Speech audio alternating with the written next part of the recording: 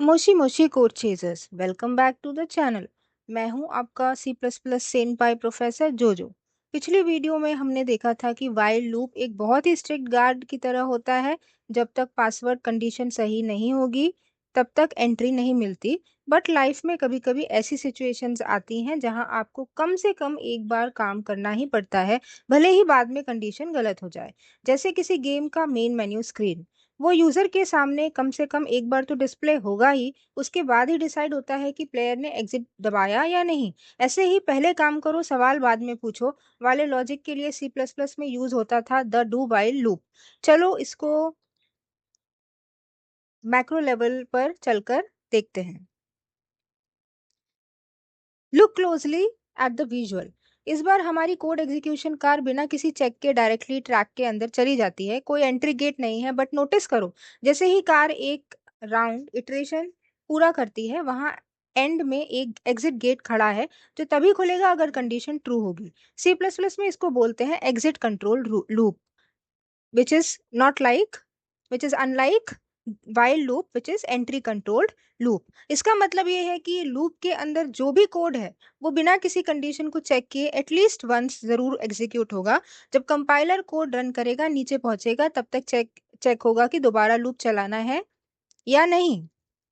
Notice किया, ये loop do keyword से स्टार्ट होता है और एंड में वाइल कंडीशन लगाता है। और हाँ, यहाँ सेमीकोलन लगाना बिल्कुल मत भूलना।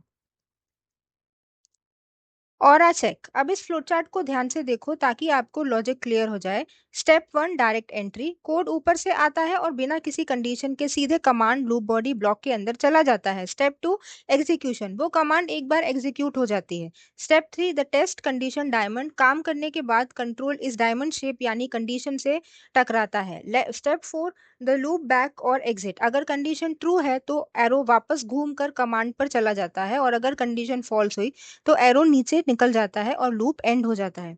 यही वजह है कि अगर कंडीशन पहली बार में ही फॉल्स हो तब भी कोड एक बार जरूर चल चुका होगा।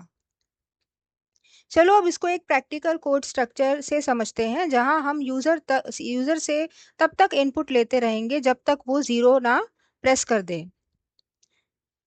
जैसे ही प्रोग्राम चलेगा, कंपाइलर सीधे डू के अंदर जाएगा और आपसे नंबर मांगेगा। अगर आपने 5 एंटर किया, the check while 5 not equal to 0 check होगा, ये ट्रू है तो लूप वापस ऊपर घूम जाएगा। द एग्जिट, अगर आपने 0 एंटर किया तो condition while 0 not equal to 0 false हो जाएगी और प्रोग्राम लूप से बाहर आ जाएगा। So C plus plus wizards simple words में समरी ये है, अगर आपको चाहिए कि लूप तभी चले जब कंडीशन सही हो तो यूज करो वाइल लूप। बट अगर आप चाहते हो कि कंडीशन भले ही गलत हो पर अंदर का कोड कम से कम एक बार रन हो, तो यूज करो डू वाइल लूप। और सबसे बड़ी गलती जो लोग करते हैं, वाइल कंडीशन के बाद सेमीकोलन लगाना भूल जाना। डू वाइल में यह सेमीकोलन लगाना कंपलसरी है, नहीं तो कंपाइलर एरर देगा।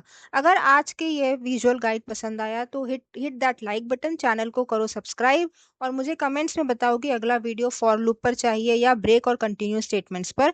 कीप कोडिंग, कीप कंपाइलिंग, और मिलते हैं नेक्स्ट लेक्चर में। Good bye.